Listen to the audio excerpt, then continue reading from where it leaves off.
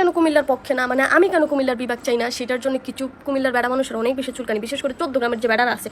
আচ্ছা বোন, তুই যে কইলি যে 14 গ্রাম বেটা গো চুলকানি, আচ্ছা বোন আমি দেখতেছি তোর না মনে হয় চুলকানি উঠছে। আচ্ছা এতদিন ধরে নোয়াখালীরা এই জ্বালানটা জ্বালাইছে যে নোয়াখালীরা আমাকে কুমিল্লা বিভাগ হইতে দিব না, অন্তত দেখতেছি নিচে ঘরের মধ্যে না ইন্দুরে বেড়া কাটতে আছে।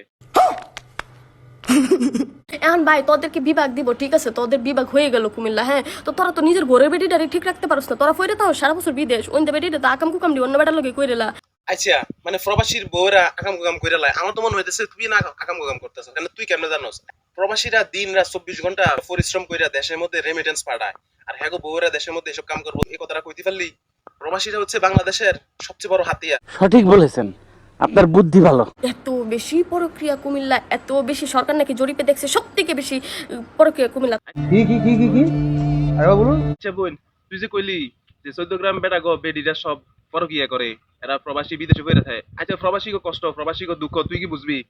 আমি বলবো কেউ যদি পরক্রিয়া বিষয়ে কোনো কিছু জানতে চায় বা তাইলে কুমিল্লা যাওয়া উচিত, কারণ তারা খুব বেশি ভালো জানে। আমার মনে হয় তুই এক ডোজ বেশি খাই লইছস, বুঝছস? আর কি খাইছে দর্শক বন্ধুরা আপনারা মনে হয় বুঝতে পারছেন আমি কি কইছি।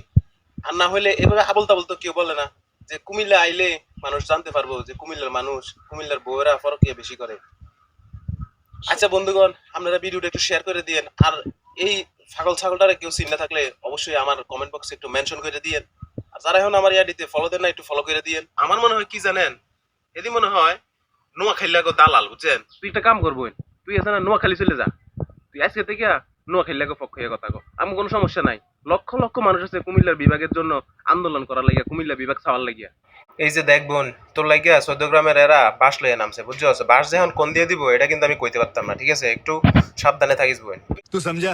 हाँ नहीं तू समझा नहीं। কিন্তু বেশি তোরে ধুইতে পারলাম না, কারণ আমার ধোয়াতে একটু সমস্যা আছে, কারণ আমি ধুইতে গেলে আমার আবার আইডির মধ্যে অনেক লোক চলে আসে, তো এই কারণে আমি তোরে বেশি একটা ধুইতে পারলাম না। সবাই ভালো থাকেন, আসসালামু আলাইকুম।